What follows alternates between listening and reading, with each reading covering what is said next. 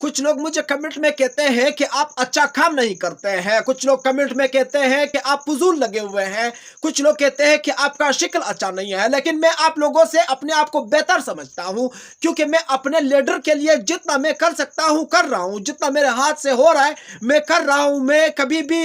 خاموش بیٹھ کر ظلم کا حامی نہیں بنا، میں نے کبھی بھی ہتھیار نہیں ڈالے، میں کبھی ڈرا نہیں کسی سے، میرے ہاتھ سے جتنا ہوتا ہے میں اپنے لیڈر عمران خان کے لیے کرتا ہوں۔ جہاں تک جلوس میں یا جلسے میں یا کسی بھی جگہ پر یا سوشل میڈیا پر یا یوٹیوب پر، فیس بک، انسٹاگرام، ٹویٹر، جہاں پر بھی میں نے مقابلہ کرنا ہے میں ڈٹ کے کھڑا ہوں، ہر کسی کو جواب بھی دیتا ہوں، کسی سے کم نہیں سمجھتا ہوں اپنے آپ کو۔ لیکن آپ لوگ